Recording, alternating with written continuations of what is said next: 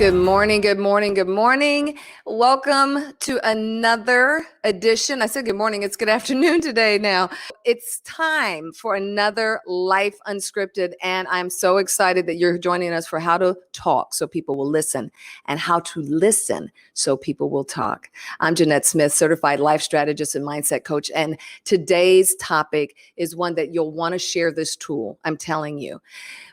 It's one you want to share. So go ahead, share on your social platforms. Hello across all of Facebook. Hello to YouTube. Hello to our Periscopers. I see you. I see you there tapping out those hearts. So thank you, thank you, thank you.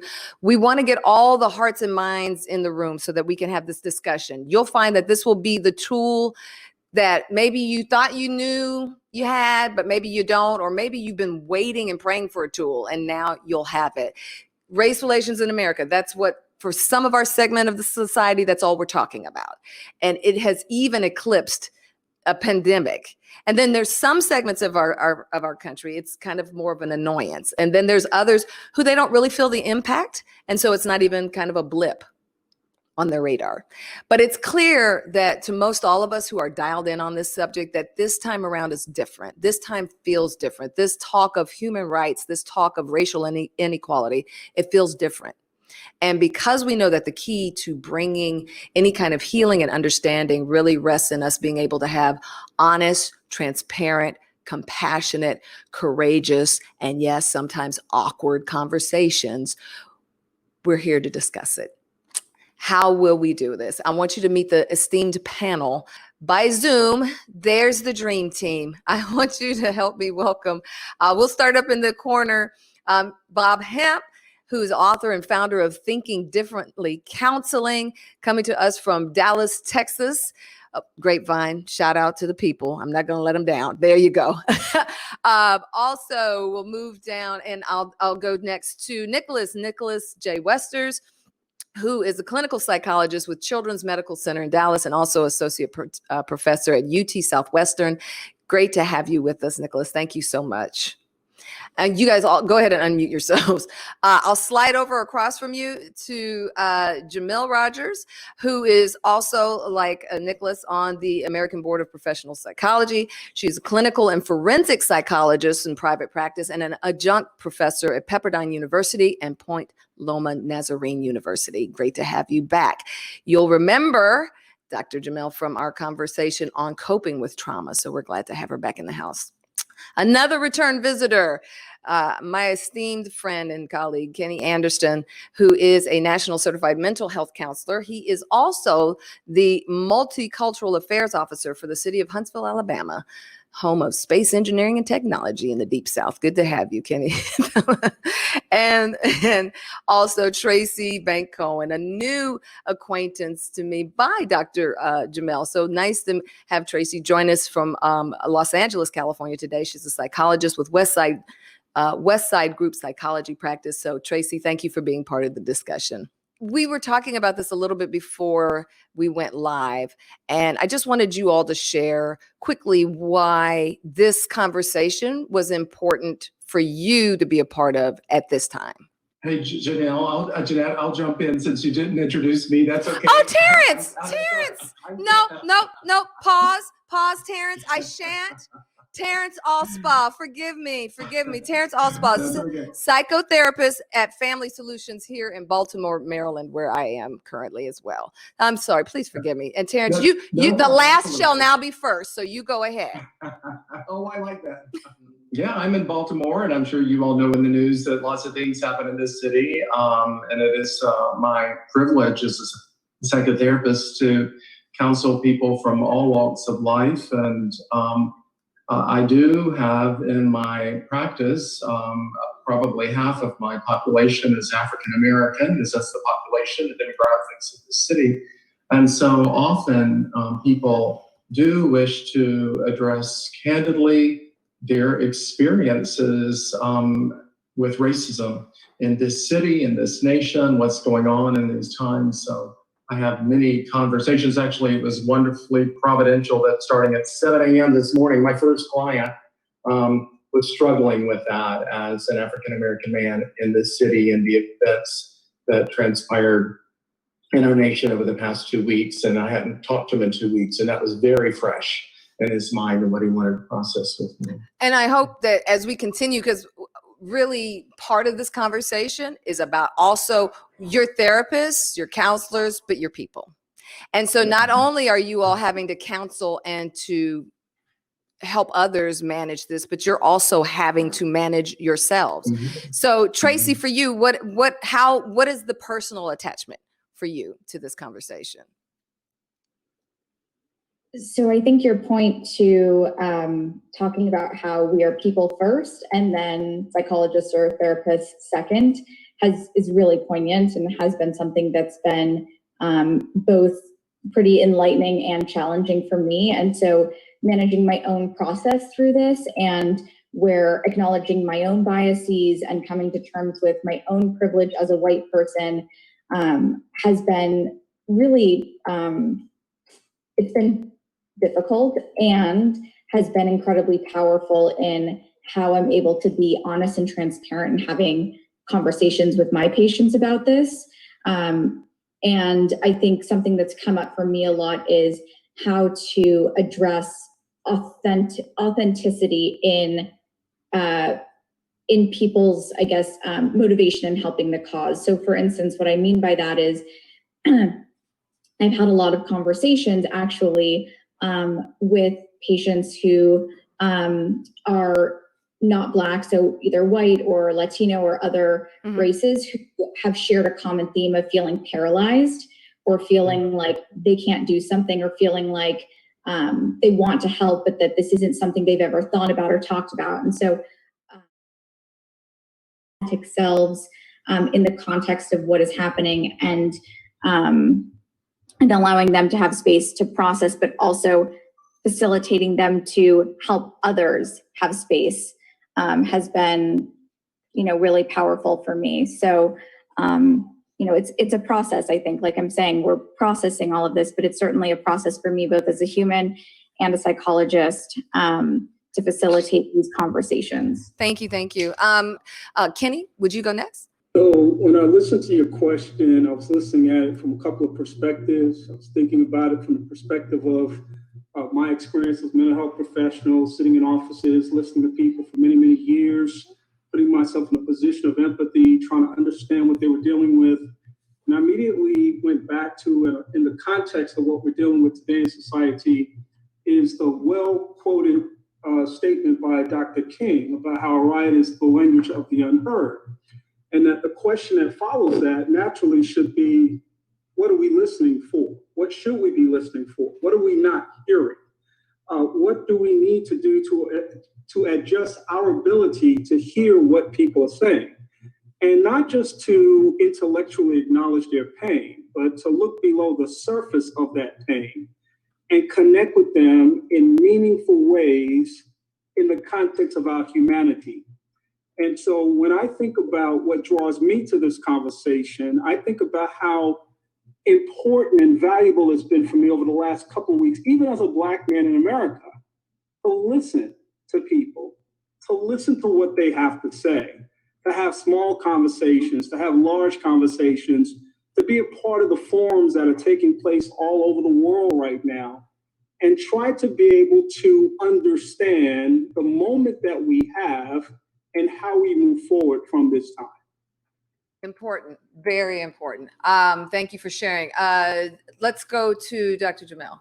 Yes, so personally what I'm bringing to the table is racial battle fatigue. And so to define that for the audience, it's simply just the cumulative stress and psychological impact that African Americans have to face because we constantly have to address racism in a space that is typically and usually very dismissive and demeaning and insensitive and even sometimes very hostile. And so really just being tired of having to feel like you are the voice or you have all of the answers.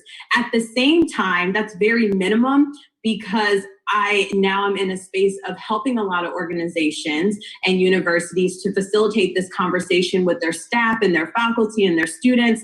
And so then that's actually very empowering and liberating. And so for me, on one hand, I've had to deal with this all my life, and so it's very tiring. But on another hand, because people are being more open to having the dialogue and discussion, it does feel more freeing and empowering that we can actually make change and move forward.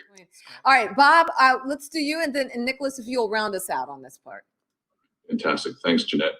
You know, I'm trying to think what I bring, because I have so many emotions about what's taking place right now.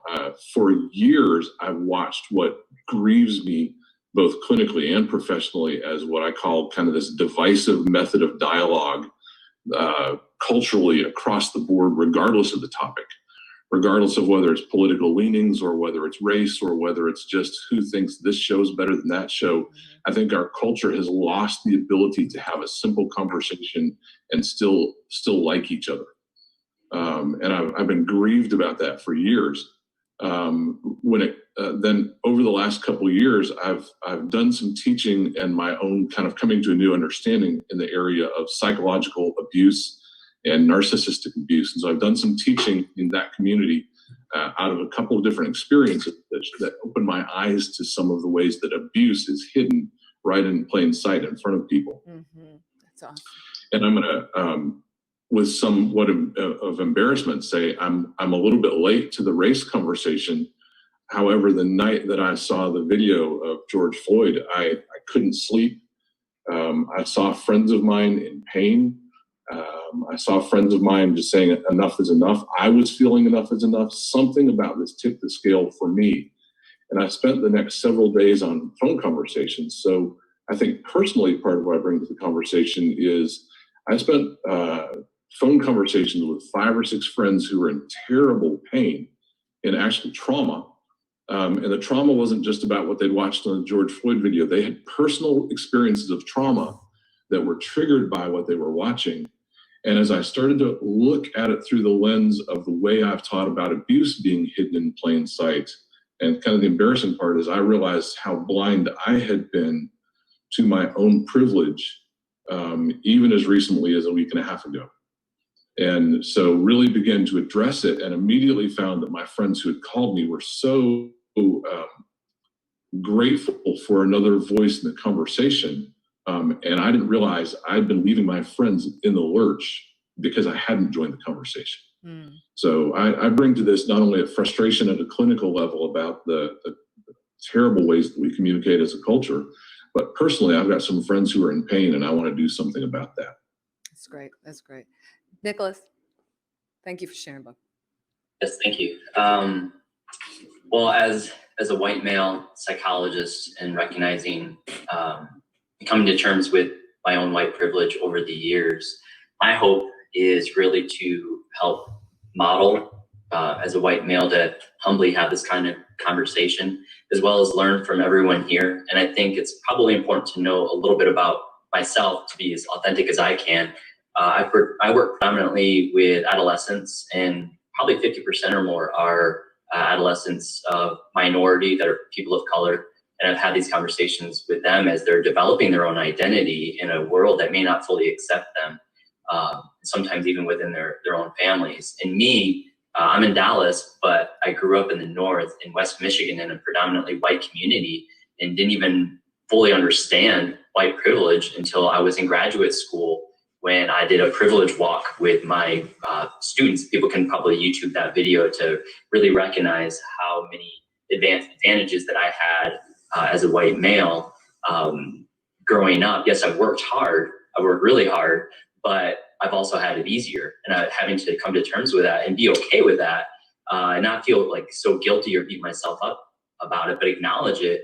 And now seeing what's going on in our world, not only just simply being not racist, now I think for me, it's incredibly important to be anti-racist and to model how to be authentic and be kind of to be an ally for change and no longer just simply be quiet. So I think for me, that's an important thing. And I hope to model that. And I'll be talking a little bit more about that, I suspect, later in our conversation. Appreciate it. All great shares. Thank you so much. When you listening to all of you, some of the words that, I'm pulling out, because we're bringing this to the table, is past trauma, as well as guilt, or shame, as well as a lack of understanding, a lack of a reference point. In the book that I was telling you about from Robin DiAngelo, she says the impact of our umbrage as white people is not fragile at all. Because remember, she said why it's hard for white people to talk about race, the white fragility thing. She said it becomes a weaponized defensiveness and marshals behind it centuries of institutional power, and its impact is quite profound. It makes it so hard for people of color to talk about their experiences that most of the time they don't, because it tends to get worse for them when they talk to us rather than get better. On the other side, we heard Gimel share that there's this emotional fatigue of, we're talking about it again. And I don't even know if I invest in talking about it again, you're going to get it. So now we come to the table, and we often talk as coaches, therapists, and the like, and light bearers about setting our intention. When you're coming to the table, how are we setting our intention? So I'm interested, how do we set an intention now, knowing, because for some people, those two things that we just shared, white fragility or the embarrassment or shame or defensiveness, we sense it, but we didn't have a title for it. And then on the other side of it, the mental exhaustion and the just I quit it, quittedness that might come from the other side, that might even be new to some of our hearers. I don't take for granted anymore that, what light bulbs go off. So now understanding those two things, how do we set an intention at the table? Okay, so I would say how I've engaged recently was with leadership. I simply said that I was disappointed in the fact that we did not have a conversation, much less an email or even a check-in. Although most of our clinicians are Caucasian, our clients are ethnically diverse. And so if we can't talk about it as a staff, then how do we expect our students, because most of them are interns in their doctoral studies, talk about it with their clients and make sure that they have the tools and feeling comfort? And so for me, it's bringing up that conversation and saying, okay, we need to talk about this and address this to make sure that our students are equipped, but are you as leadership, are you equipped as well?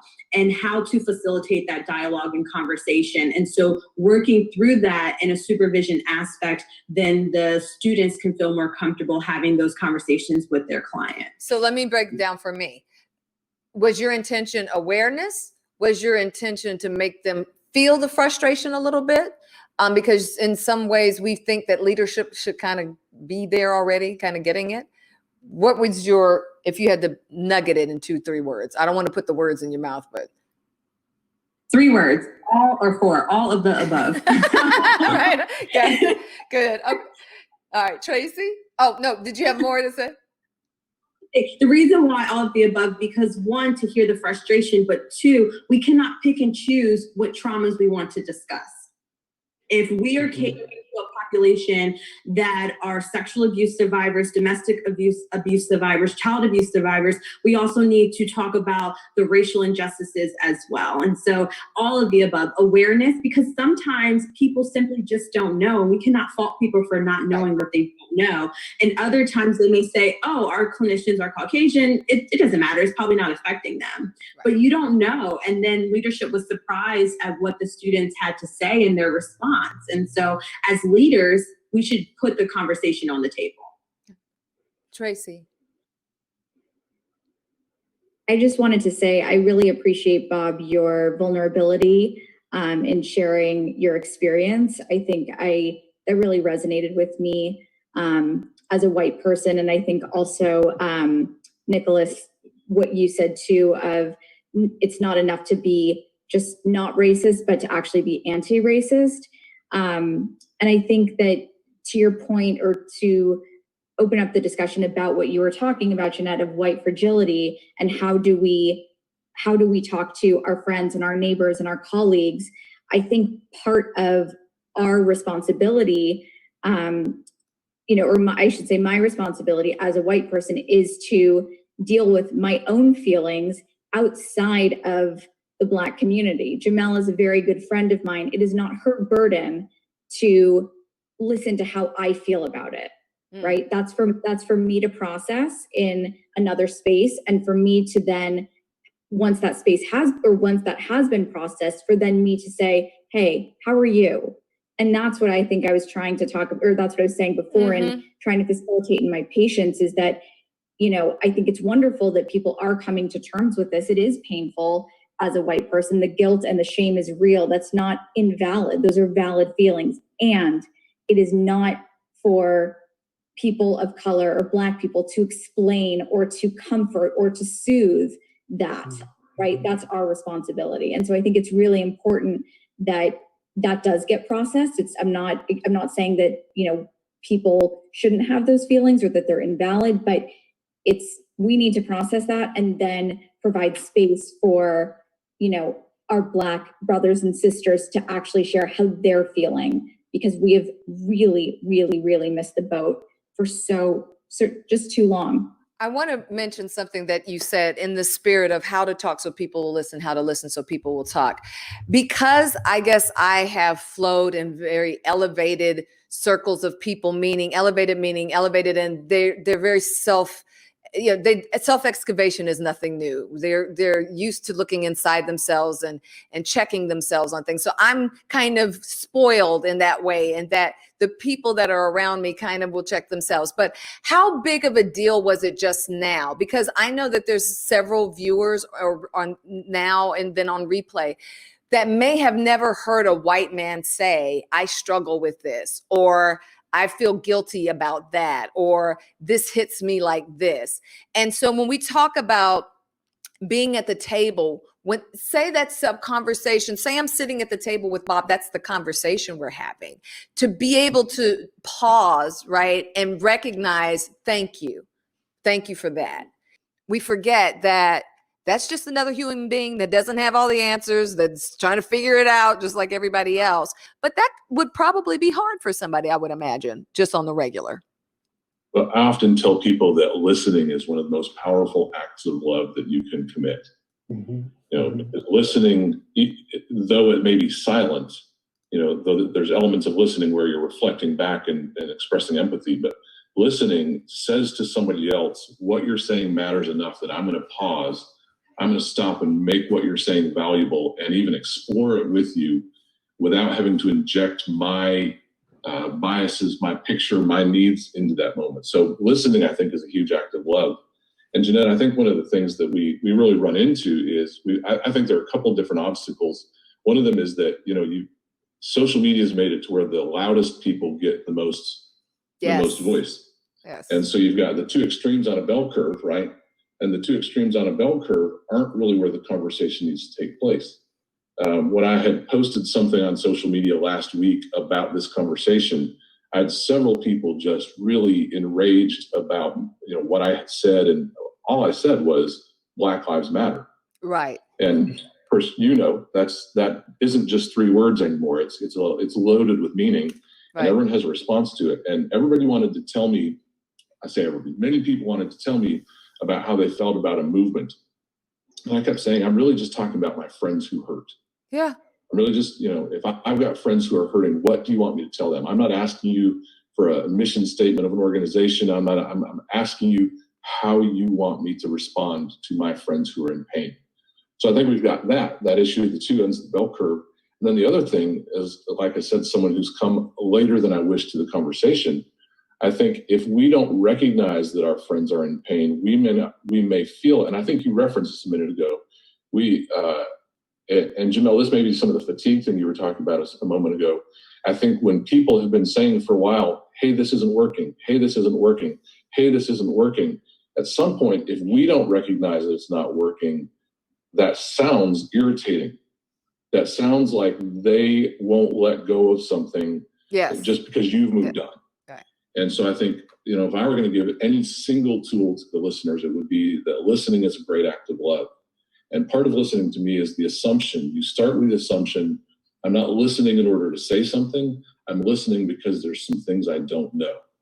Yeah. And if I can listen with the belief that I don't know and really listen to understand and look through someone else's eyes, not only can we enter this conversation a lot more graciously, we become wiser and Nicholas, to your idea, more humble people when we can come to the conversation just assuming that we don't know everything we need to know.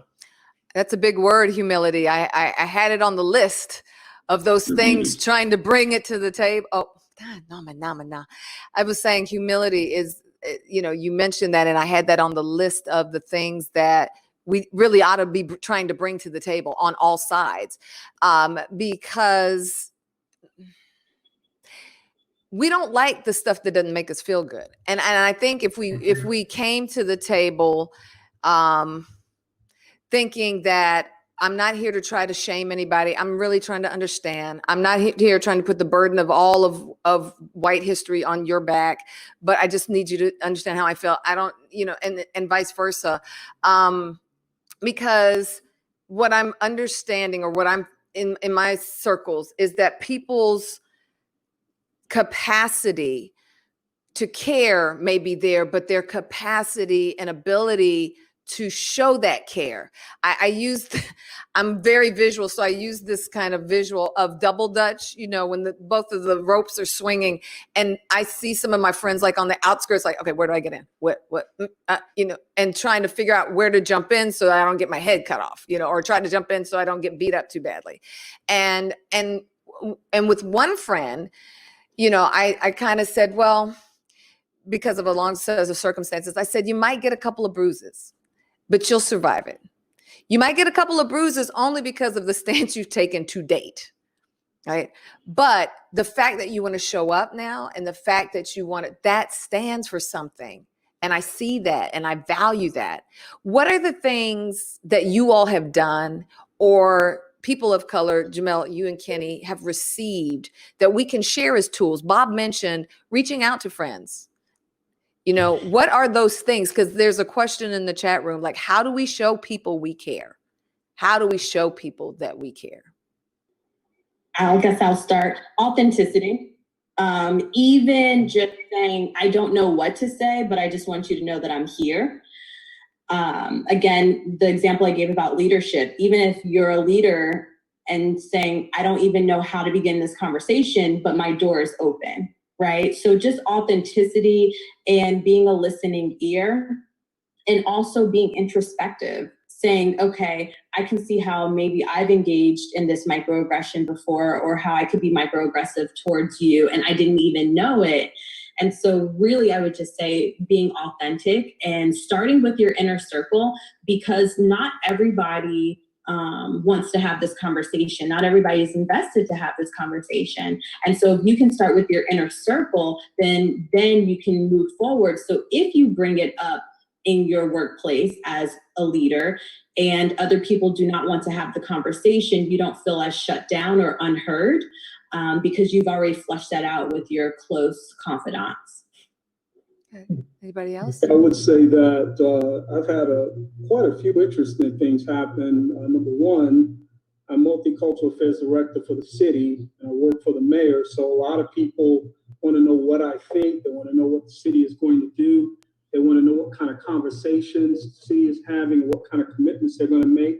On tonight, a resolution is going to be passed to ask for additional oversight with police reform issues and some things like that. Just yesterday, the Madison County Commission voted to take down a Confederate memorial outside of the courthouse. The city council is going to support that resolution tonight. So you see symbolic kinds of things going on. But the point I want to make is this, that the most effective engagement that I've had over the past couple of weeks have been people who've reached out to me. And because I have proactively and intentionally developed relationships over the years with people who are different than me.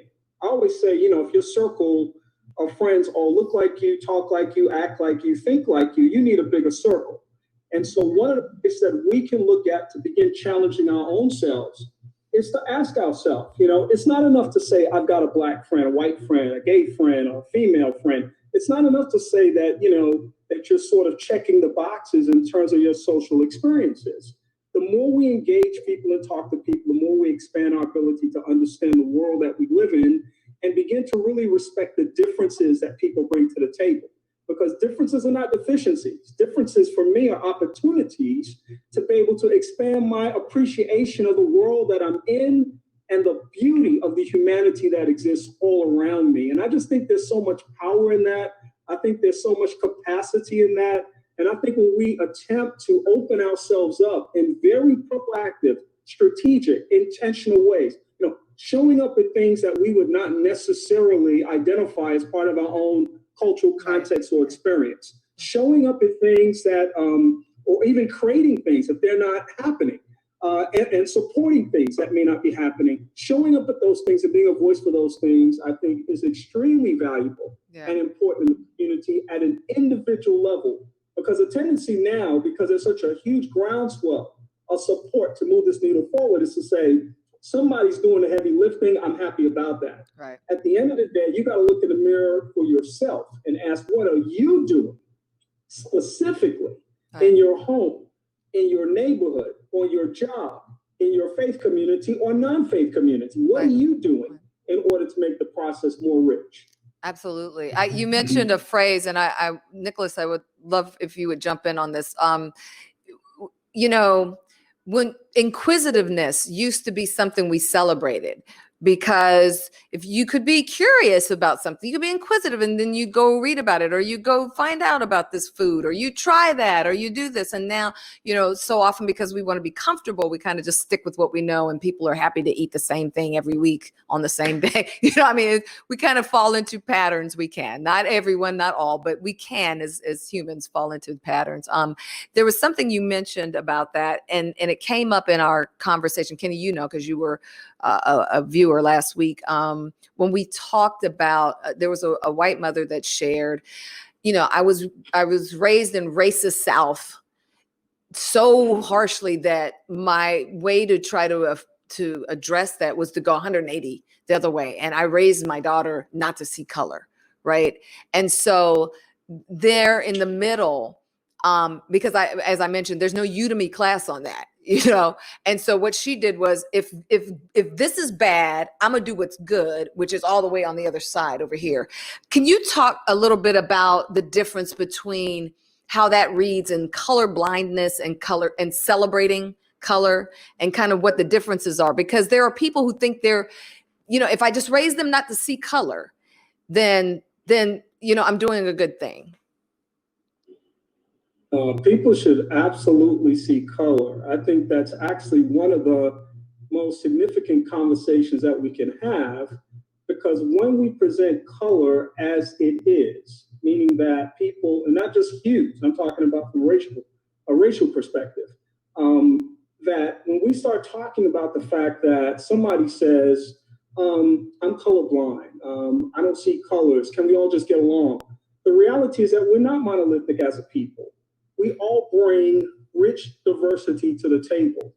And that is what we want people to focus on, to be appreciated. I'm not broken, I'm not flawed, I'm not different because of my color. I'm flawed, broken, and different because I'm a human being.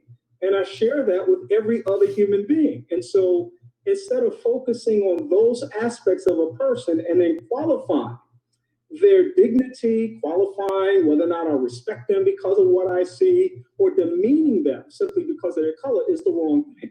So I am very proud that I'm a Black person. That hasn't always been an easy thing in my life, but I have found ways to accept that, to understand that, and stand on a platform of pride as far as that's concerned. And I don't want somebody to just see me as a human being.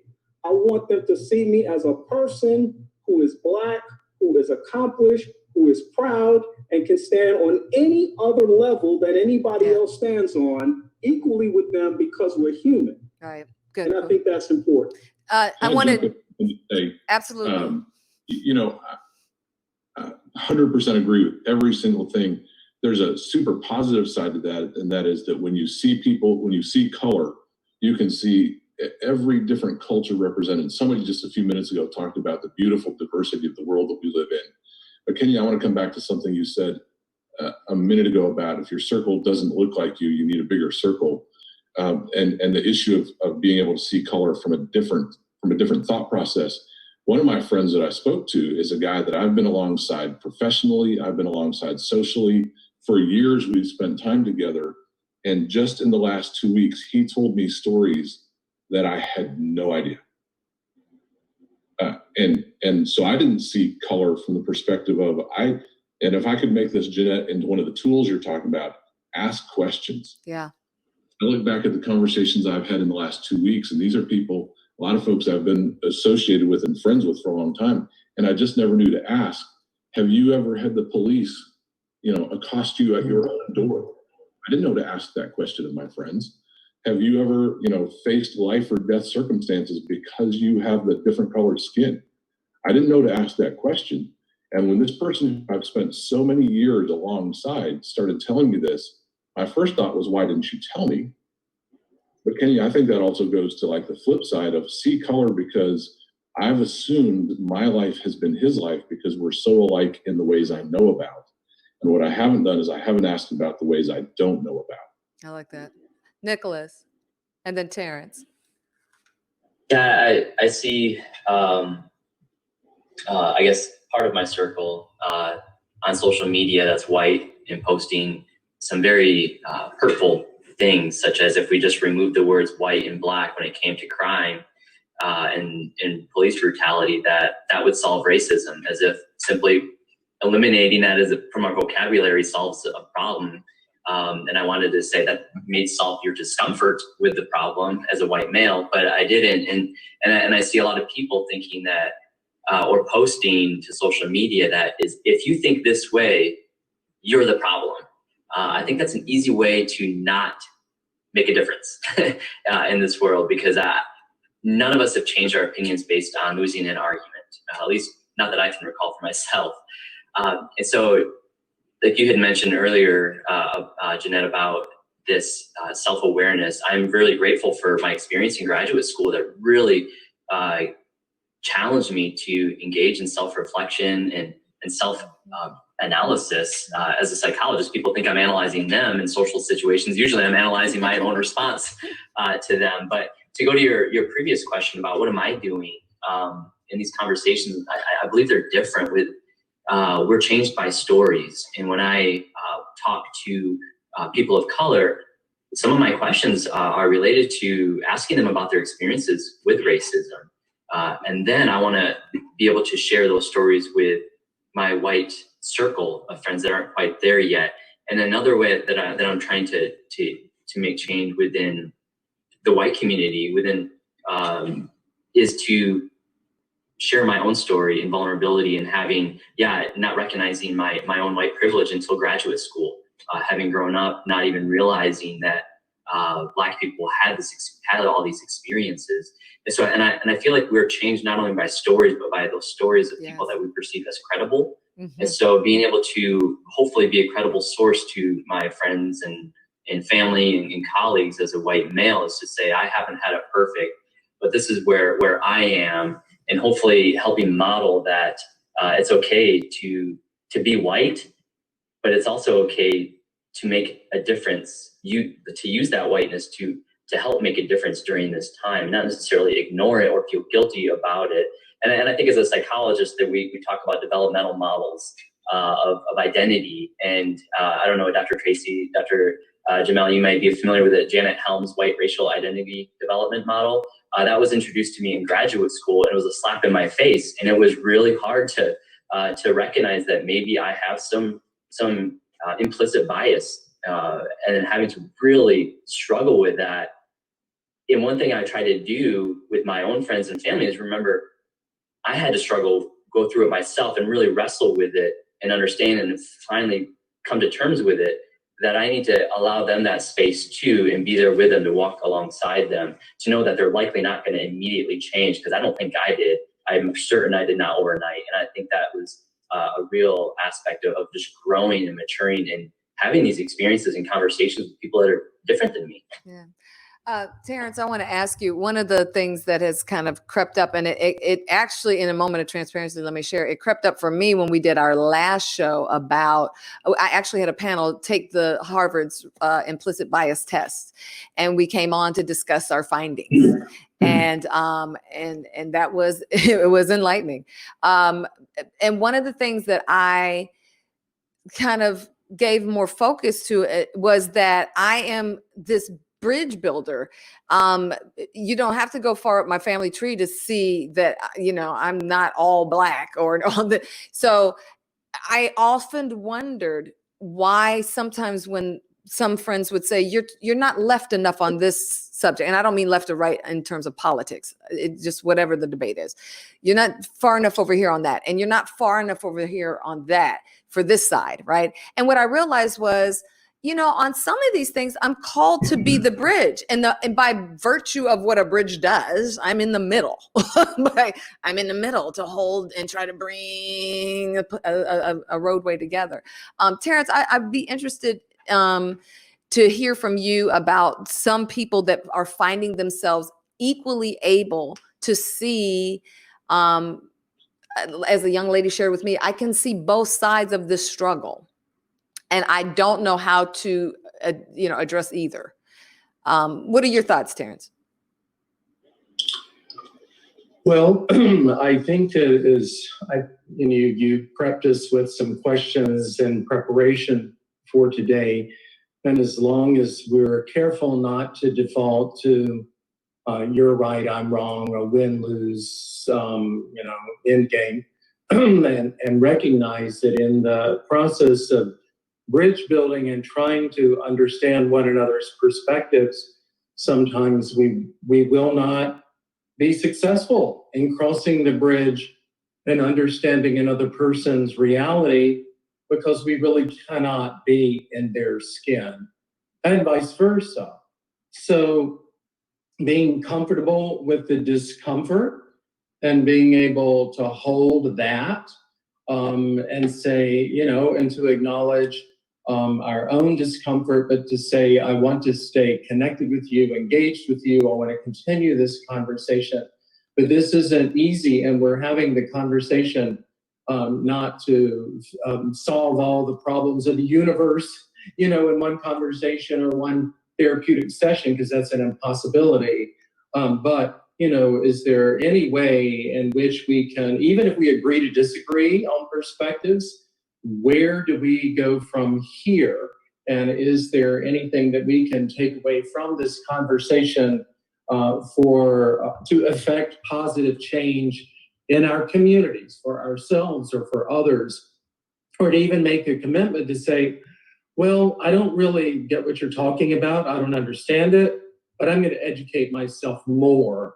I'm going to read more, see more diverse films, or I'm going to have more conversations with people. So I'm getting it a little better, and I'm not perfect. And, it's not asking for a pass really, but to say, I'm going to try to be, patient and with you, and please be patient with me, because in our country, we're looking at, 400 years of systemic oppression and racism. Right. So, a conversation like this is a great one, and a great, a step. It's one of many steps that need to take place.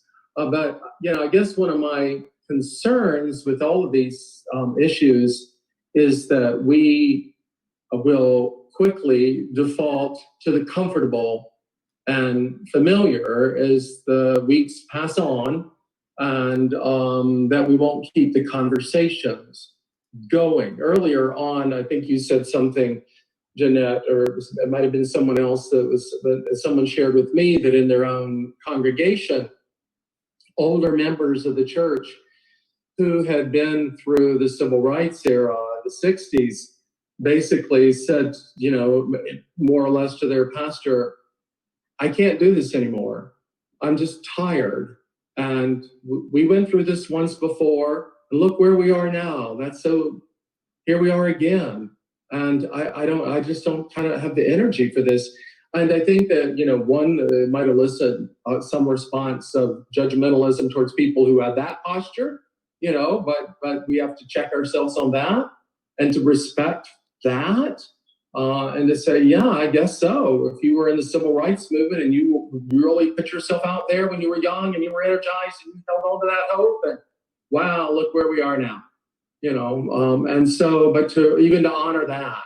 And those limitations. So I think a lot of this has to deal with, that we have to recognize our own limitations, that, I can create a safe space in which others can share their pain of discrimination. But I have to check myself and be careful. I mean, obviously I wouldn't do this as a therapist to say anything rude like, well, I know how you feel. Because how can I? I don't, but I just think honoring our limitations and being careful not to internalize that in sort of a shame-based guilt way because that's not going to be productive for anybody. And that turns it back into me, not about them and holding their pain with them and being with them in that journey to wholeness, and it starts at the individual level, and then I think, as many of you have alluded to, talking to our friends, our family, our circles of influence, wherever we can gather people and have conversations that might be very difficult to hold, and some people might react to us and be defensive or offended and not want to talk about these things because we're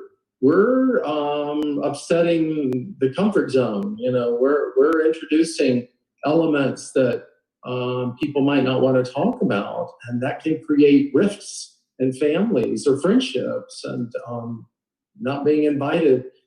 But if that's the case, then I would say, well, maybe there weren't.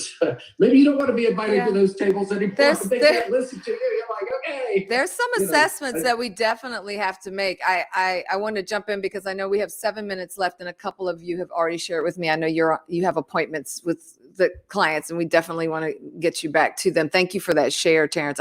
One of the things that you just said is so true. I mean, we've even said it on social media. I was like, you might, Bob, you might lose some friends on Facebook. I mean, were they really your friends in the first place? I mean, I looked at my list. I was like, I got 5,000 people. There's no way I really know all these, even though I was an Air Force kid and moved all over for my job. There's no way I have some deep connection to these 5,000 people. What's the one thing as we wrap up, and I'll start with Traci and Gimel, because I know you both have to pop off right now, and then Bob, because I think you have to pop off too right now. What's that thing? I've never had the conversation. I've kind of been avoiding it. I know now, listening to you all, I got to do something. And because I just didn't know what to do, I didn't do anything. Now I want to do something. What's the thing I do this week? I'll start with Traci. I do think it starts, like Terrence was saying, like everyone has said, on the individual level. So perhaps that is actually journaling, reflecting, asking yourself, where have you been? What are your feelings? What are your thoughts? And from that space, like I was saying before, acting authentically. So maybe that is reaching out to a friend and saying, and like exactly like Dr. Gimel said, I'm not sure what to say, but I'm here and I'm thinking about you. But I do think it starts with having the ability to reflect on your own experience to then create space for other people. I love it. I love it. Because even that thing that you said, some people don't even have that tool. Like, what's that opening line? Like, I'm going to call them, the phone's going to ring, and I'm going to go, So even just saying, look, I want to have a conversation. I don't even know I'm going to do this well, but, right. Okay. Dr. Gimel. Thank you, Dr. Traci. And I know if you got to pop off, you can. Thank you so much. I appreciate everything you've shared today. Thank you. Thank you. I'm really honored to be part of this group. Thank you so much. Thanks, Traci. I would say that one thing for me, just be available more to consult with organizations, as well as to speak to friends and family members and colleagues alike to have that conversation. So for me, it's just to avail myself more in these settings to help facilitate the conversation, because I know there are a lot of organizations where the C-level people do not look like the worker bees, if you will, or even the clientele.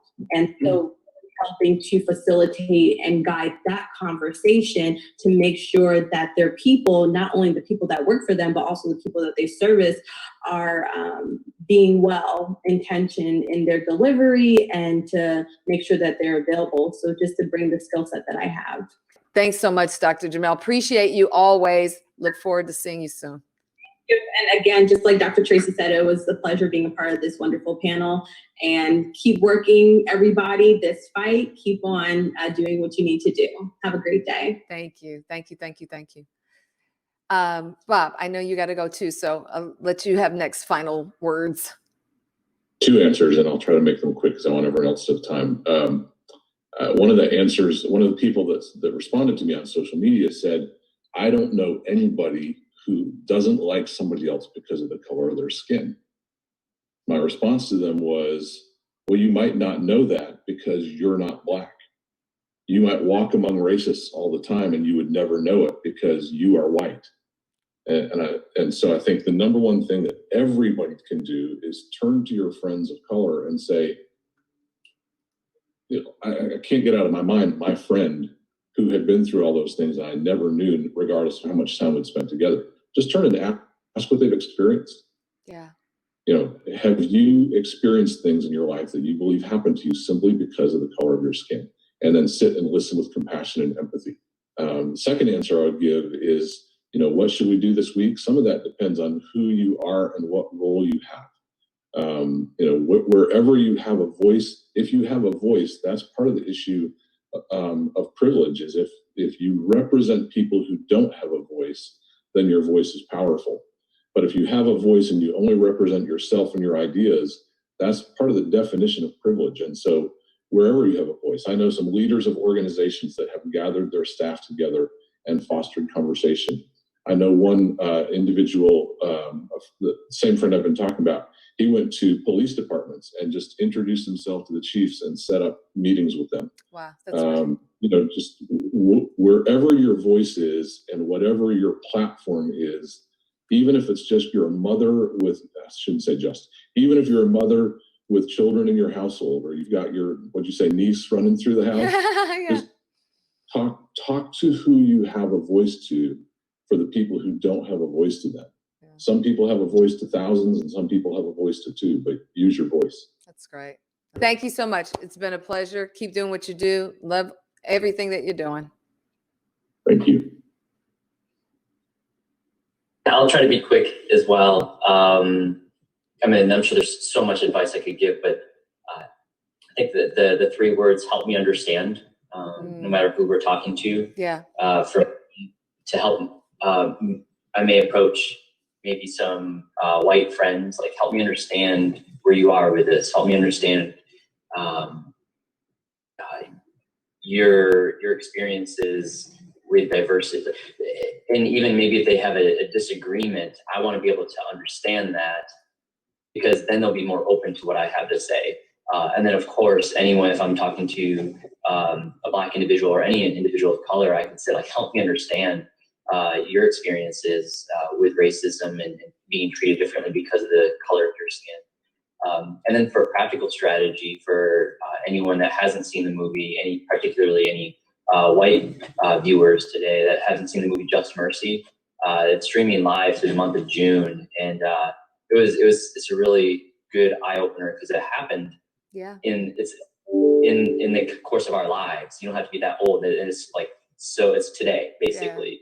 Yeah. And it really paints a picture and a good understanding of racism. And so I'll stop there. No, you're fine. You're great. Thank you so much for working it out. I know we had to do a couple of things, so thank you for making yourself available. I appreciate it. And if you can hang on, do. But if you don't, then go ahead and jump off. I think I can hang on. Okay. All right. Great. Terrence.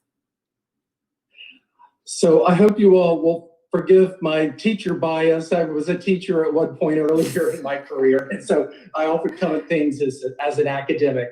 But especially for people who might feel discomfort either in starting these conversations or want to recommend resources to other people to help equip them. One of the nonfiction bestsellers these days is Malcolm Gladwell's Talking to Strangers, What We Should Know About the People We Don't Know. And that does address racism, many instances of horrible situations that have happened in this country because of misunderstandings and misperceptions between people of color and law enforcement. So that is a good read. Also, there is a racial justice educator named Debbie Irving, D-E-B-B-Y, Irving, I-R-V-I-N-G, and she has a 21-day racial equity habit building challenge. And it is very unique. Someone from my church just introduced it to me last night, and I went on real fast and looked at it. She's got resources, links, but it's just like a 21-day challenge. And I thought, well, that's a really good way to equip yourself and learn more if you're uncomfortable having conversations. And then one more, there is a woman named Dr. Denisa Amante Jackson, and she is the president and co-founder of DEEP, D-E-E-P, and it stands for Disruptive Equity Education Project. And she is out of Boston, and a colleague recommended that I look at her works. Now, she is one who does awareness training for community groups and, whatever organizations there are. But I will be working with some community groups that I'm affiliated with to see if we can have either Debbie Irving or Dr. Denisa Amante Jackson come be a guest speaker and do a program in the community to which we would invite people. So I think that these can be important, transformative experiences for people if they come together with a skilled educator, facilitator, to help us move forward. Absolutely. And I'd love to get those links from you. I wanted to say to Terrence and to Nicholas, because I know, Nicholas, that you have to jump off, and I wanted to say this with Bob too, but thank you for showing up. No, you're welcome. It's the white male voice that we really are wanting to hear from in this time.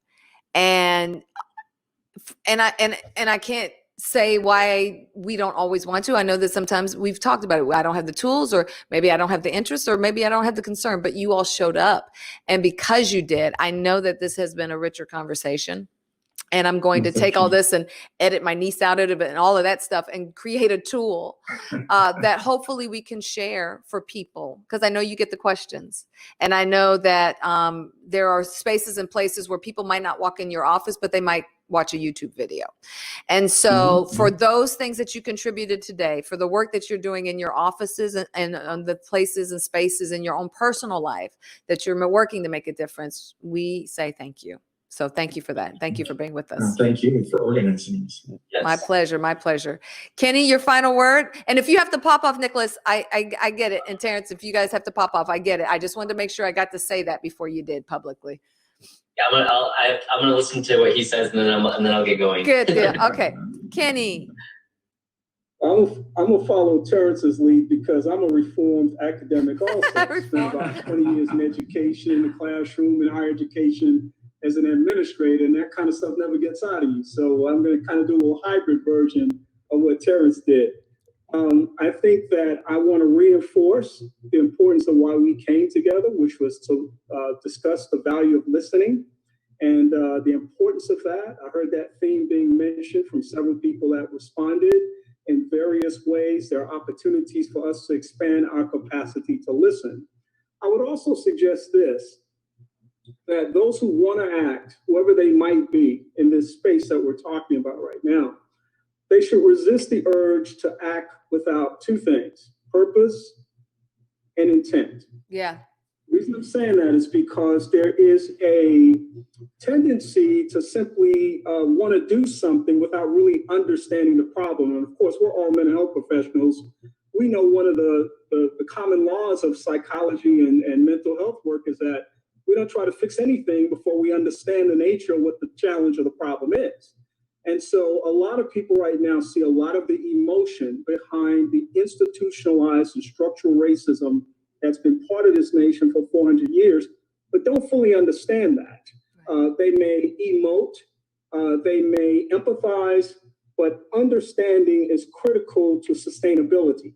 Because in a moment, I may have that passion for something, and if I don't really understand what the purpose that I've been called to this place and this experience, whether it's a protest, whether it's a community forum, whether it's participating in this kind of a dialogue, if I don't really understand the purpose for that, I'm not going to stay with it too long. I'm going to kind of come in and out in ways that may not be as productive as it could be. So understanding your purpose for wanting to be a part of this, which involves all of the tools that my colleagues were sharing, but also do it with some intent, some strategy.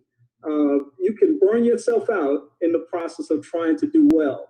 And so it's important, I think, for people to be very targeted, very specific in how they respond to that process. And with my brother Terrence there, I'm going to share a couple of books as well, I think, that are critical to our understanding of this challenge. Number one, there's a book by Dr. Joyce DeGruy. It's called The Post-Traumatic Slave Syndrome. It is a book that requires reading and understanding in order to be able to understand some of the global aspects of what people are experiencing.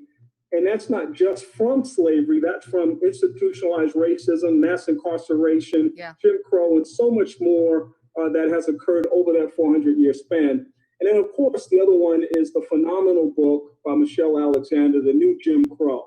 I think that both of those books would lend context and understanding to the cry that many people are experiencing right now for equity in terms of some of the challenges and experiences that we're facing. So thank you again, Jeanette, for convening this forum. It is always a pleasure to be a part of it. I always feel honored. I know we're good friends, but I just feel honored to be invited to the dance. So thanks for including me. I appreciate you. You know it. You know it. Thank you, gentlemen, all of you. I really do appreciate your time, your interest, and don't be shocked if you hear from me in the future.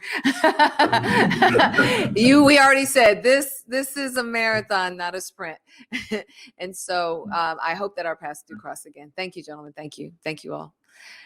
I hope you all heard so many great things that were shared, and I am going to get links from them. I'm going to mention some of them, but I'm really committed to getting the tools, the links, the things that you can just click a link and buy this book, or click a link and find this person. So what are we doing? We talked about it. We talked through it, but it was an hour. There's so much more to go through. So, I mean, if I had to share anything, adding my own thoughts to what they all shared today, be brave, journal, use tools to assess your own implicit biases. We all have subconscious biases. Discover and nail down your purpose and your intent. What is it about the situation that is hitting you? How is it hitting you? And if you want to get involved and you want to be a part, or you want to have conversations, figure out and nail down your purpose and your intent. Ask questions to people outside of your own race. Find safe spaces to do that. Show up. Ask how you're doing. I saw this on social media the other day and I thought, wow. Somebody said, check on your friends who work in professions which require them to refrain from saying 90% of what they think. We're not okay. We're not okay. I think sometimes we forget that people of color, Black, brown, indigenous people, when things like this happen, you're not able to fully express your trauma, where you are. I mean, people take off when somebody dies in your family, and people take off for different things. And it's hard to say, I need to take off because I'm triggered when I see a Black man die under the knee of a cop. Like, I'm triggered. And we don't even have the language sometimes to say that, right? And so just checking on people, asking how you doing. I just wanted to call and find out how you're doing. When allies show up, let them ask questions. If you don't have it for that time, go, I know this is an important conversation. And you know what? Let me let you talk to, because maybe you don't have it, or show up and let them ask the questions. And if you don't know the answers, then we got to look at that too. And then let's try to figure out the answers together. Come to the table humbly. on both sides, willing to miss it, willing to forgive, willing to repeat yourself, willing to hurt, willing to feel awkward, lean into that. If you set an intention at the top, like we're not laying our friendship on the line. I'm really here to try to understand. I'm not here to throw a bunch of guilt on you. I really just want you to understand. I want to hear you and I want you to hear me. Focus on healing. Expand your circle. It's going to be hard for you to speak to a subject if we look through your friends list and you don't have anybody that looks like the people you're giving advice to. It's going to be kind of hard for those people to receive advice if you don't have that exposure. They said, start the conversations with things like, help me understand. I'm not sure how to approach this discussion, but you matter. 2 great tools. He talked about the book from Malcolm Gladwell, Talking to Strangers, What We Should Know. Kenny mentioned post-traumatic slave syndrome and the new Jim Crow. There's also an online resource that I saw, which I'm going to put the link into the comment section right now, from healourcommunities.org. It is actually a conversation guide. So if you need a little help, here's a guide, a PDF. You can whip it out, look through it. Don't read it to your friends and family. Take it in. It's got to be authentic, but it should help you kind of figure out how to approach some things, because we all need help with the stuff we don't know about, right? And then I want to share parting words. I see you all in the chat room. Thank you so much. Don't act without purpose and intent. That was a great nugget. This show has been great, offering authentic and transparent conversation. Thank you so much, Reverend Riri. Appreciate that. I'm going to leave, and you all may say that this is a little, rainbows and waterfalls and whatever, but I happened to be listening to Stevie Wonder this morning, and the final words or this part of the song Master Blaster just really got to me. He says, you asked me if I'm happy. Well, as a matter of fact, I can say I'm ecstatic, because we've all just made a pact. We've all agreed to get together and join as children in Jah, which is the Rasta name for God. When you're moving in the positive, your destination is a bright star. It's been 400 years. We're not going to get to the bright star tomorrow, but if we just keep moving in the right direction, those things have ripples, those things have impact. And that's how we'll break down systemic racism. That's how we'll break down things. Governmental things need to happen right away. And you even heard Kenny in one part of Alabama talking about what's happening right now. Some things need to happen right now. But if you don't have immediate control over that, figure out what you do have influence and control over and impact that. That's how we'll make this go away. That's how we'll at least chip it down. That's how we can build the America that is truly great. That's how we do it. All right. I love you all so much. Thank you for tuning in. Please share this. Share this with the people on your page. Have a discussion. If an hour is too long, I am going to break down some nuggets and send those out too. Let's use these tools. Let's use these tools to impact change. If not us, who? The time is now. The time is now. Mm-hmm. I love you all. Love you all to life. See you tomorrow at 10 a.m. Have a great day. Bye-bye.